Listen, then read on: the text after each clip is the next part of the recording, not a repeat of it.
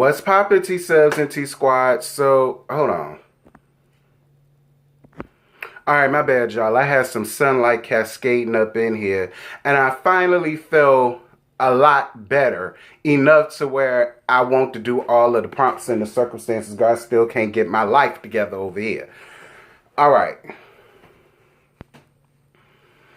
Alright. Damn it.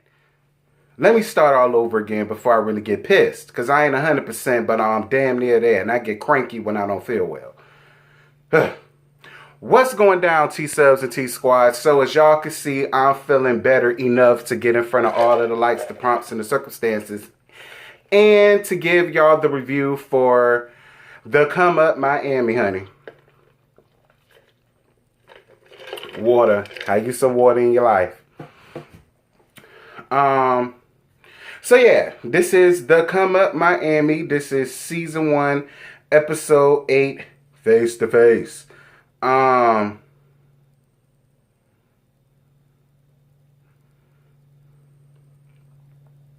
So who all these people are. Okay, and forgive my cough, y'all. So anyway, the episode continues with Princess Sean's talk again. I'm glad they was able to talk. I'm glad that they was able to clear the air. We all love Princess Sean. We fancy ourselves some Princess Sean around here on Giving You the Real Teach channel. So shout out to the both of them. So Bam Bam talks about not having his family as a child and starts crying again. Saying that his family turned against him because they thought he was a bad person and he doesn't know where they got that from. And then you got Karan, messy Karan, doing a whole messy ass montage, basically a Bam Bam trying to be Billy Badass. And he basically went down the timeline of all of the times that Bam Bam took situations from level 1 to level 10 in a matter of minutes. It was messy, it was petty, it was catty, but guess what? I was all here for it. Shout out to Karan. Y'all know we fancy ourselves some Karan over here on Giving You the Real Teach channel. So I was all here for it. And then one thing that he did bring up that I said, ooh, bitch, was when Bam Bam brought up the N-word. And then ceremoniously says he's Puerto Rican and Honduran. This is how I feel about that. I feel like I'm alright for you calling me a nigga when you are one. I feel like if you're not my color, I don't need you calling me the N-word. That's just the way I feel. That's how I see it. I feel like that's something that, for whatever reason, black people like to hold on to. Now, they said that it means ignorant, and it does. But just off of the scrimp, I don't really feel like anybody should be using the word, but if you are going to use the word, at least be the same color as me, and I'm able to digest it, and I can take it the way that I want to. You being Puerto Rican and Honduran, I mean, you might got a small droplet of black in you, but bitch, not enough for you to be running around here just using the N-word all willy-nilly. Now, that's how I see it. That's how I feel. If you don't agree with me, fuck you. Moving on. And we moving on. Because when it comes to stuff like that, I don't want no parts.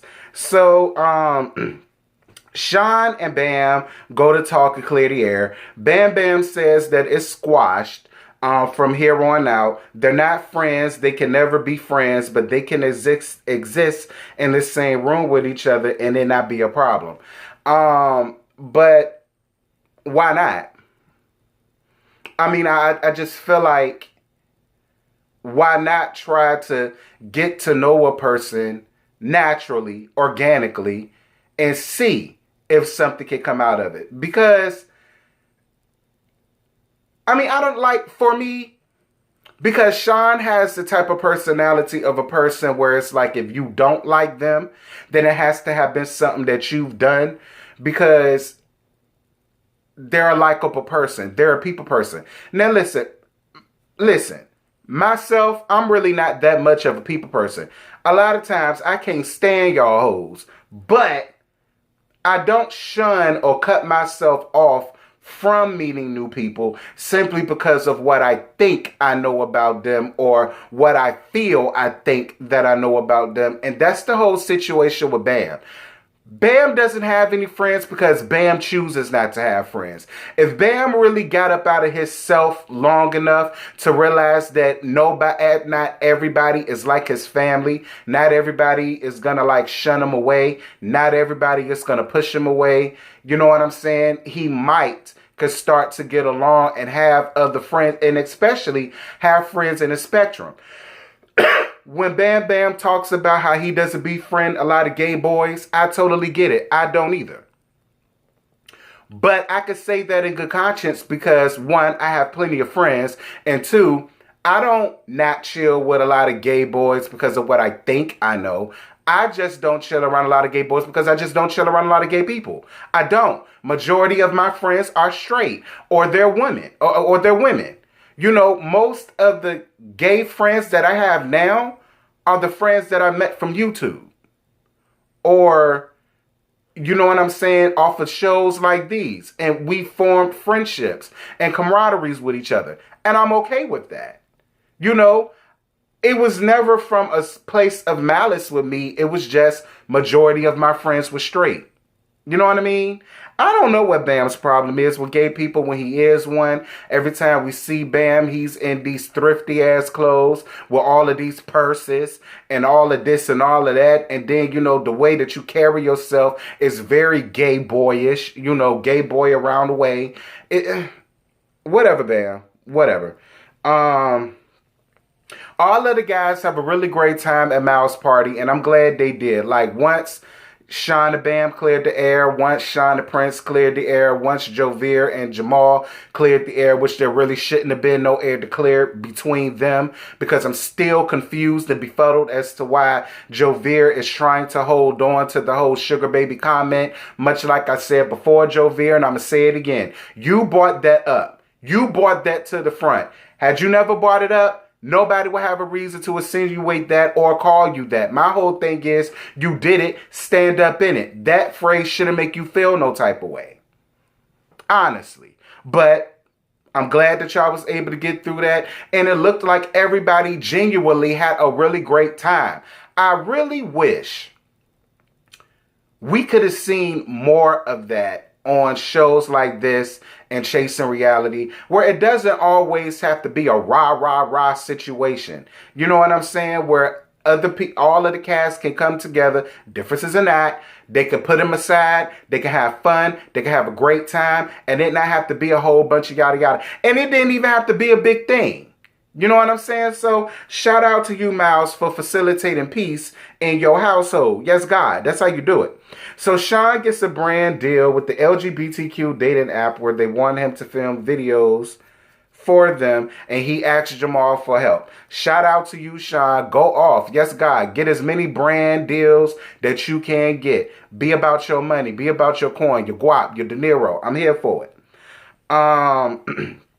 Xavier and his fiancée go out to lunch and talk about the photo shoot that Jovier is helping style, and Jamal is helping him as well.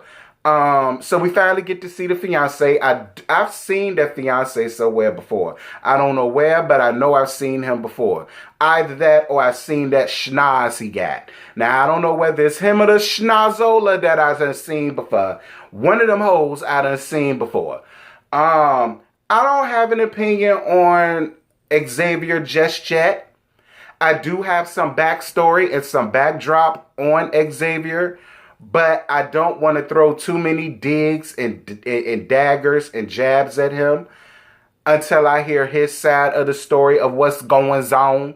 So if you should ever watch this, Xavier, and you would love, and you done seen a nasty piece of interview that Scotty Bubs and Thine Self did with Jamal, I believe it was last week, that has gotten well over 1,000 views at this point. Thank you guys for that. Continue to watch that because that was a really good interview.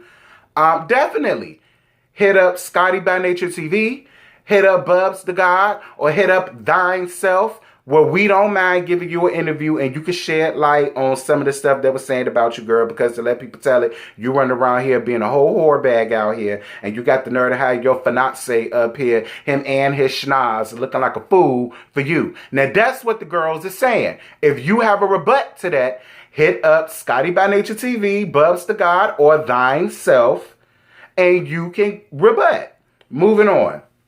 So Jamal is at home working on his Lamage company. Yes, God.